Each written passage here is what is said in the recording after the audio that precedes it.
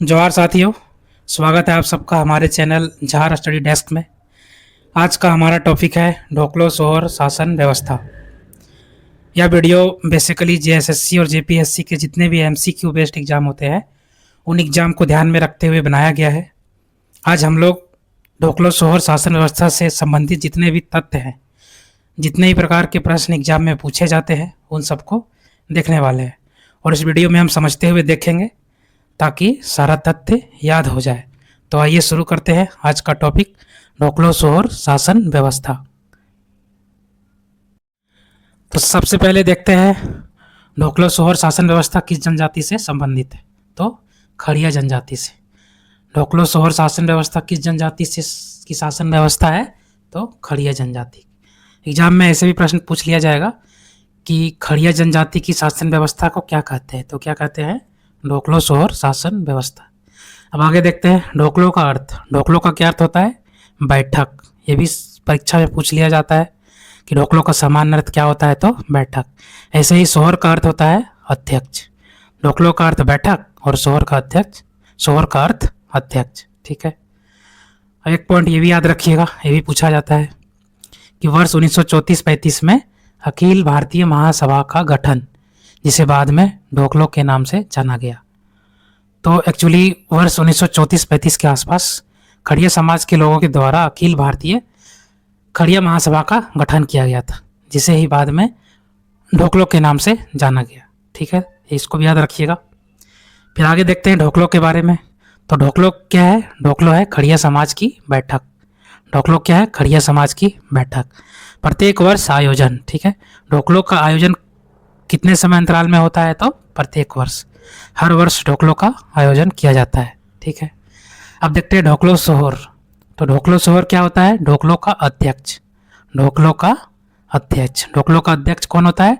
ढोकलो सोहर। ठीक है, मतलब जो बैठक होता है खड़िया समाज की, उसकी अध्यक्षता कौन करता है? ढोकलो सोहर। ठीक है। अब ढोकलो सोहर को क्या कहा जाता है? संपूर्ण खड़िया समाज का राजा। ढोकलो सोहर जो होता है वो संपूर्ण खड़िया समाज का राजा होता है। ठीक है। और एक चीज़ ये भी याद रखिएगा, पहले के परीक्षा में पूछा भी गया ये कि ढोकलो सोहर जो होता है उसका चुनाव कितने साल में होता है? तो प्रत्येक 3 वर्ष में चुनाव।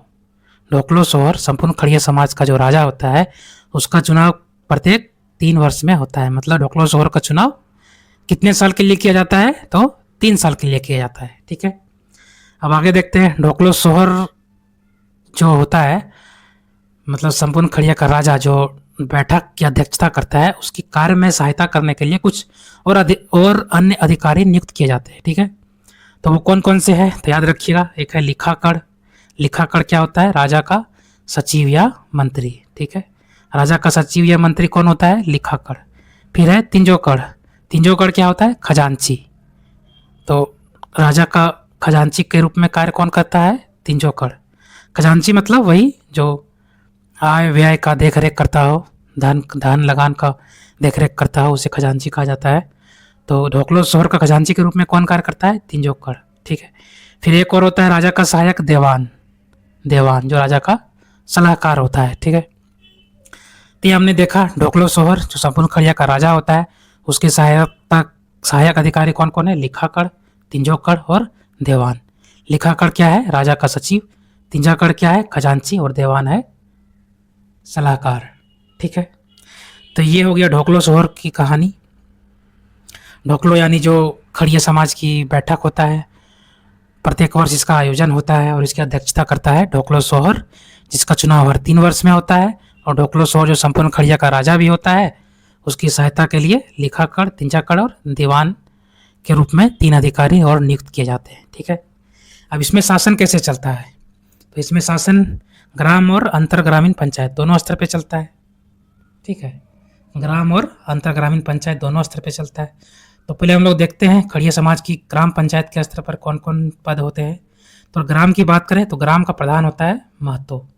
ग्राम का प्रधान या मालिक जो कह लीजिए उसे महतो कहते हैं। ठीक है। उसके बाद एक और होता है करटाहा। ठीक है, याद रखिएगा करटाहा, ये महत्वपूर्ण पद होता है गांव के लेवल पे। खड़िया समाज में जो गांव होता है उसमें एक महत्वपूर्ण पद होता है करटाहा। और सब कुछ करटाहा ही करता है। करटाहा के पास प्रशासनिक और न्यायिक दोनों प्रकार के अधिकार प्रदान किए गए हैं करटाहा को। तो सारा कुछ गांव में लगान वसूलना, शासन चलाना, लोगों को एकत्रित करना, संदेश पहुंचाना, झगड़ा विवाद का निपटारा करना, सब कौन करता है? करटाहा। ठीक है, तो याद रखिएगा कौन करता है? करटाहा। लेकिन गांव का प्रधान कौन होता है? महतो, जो जिसे गांव का मालिक भी कहा जाता है। ठीक है, फिर एक चीज़ और देख लेते हैं। खड़िया समाज की जो गांव का धार्मिक प्रधान होता है उसे पाहन कहा जाता है। पाहन या कालो, पाहन या कालो।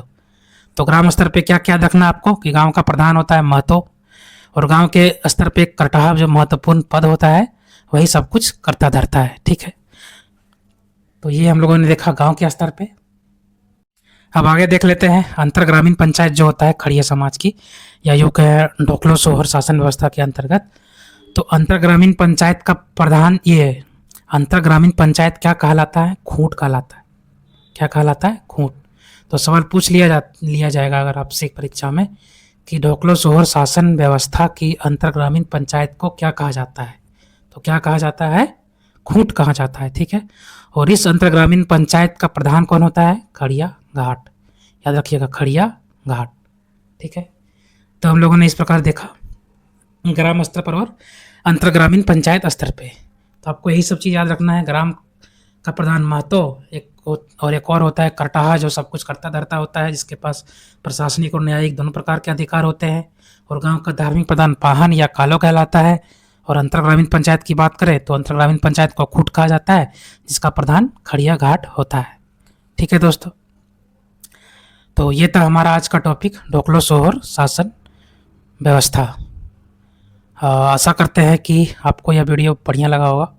अच्छा लगा होगा तो लाइक ज़रूर करिएगा और चैनल को सब्सक्राइब भी कर लीजिएगा, ताकि आपसे मुलाकात होते रहे। ऐसे ही मिलते हैं आप लोगों से अगले वीडियो में। तब तक के लिए धन्यवाद।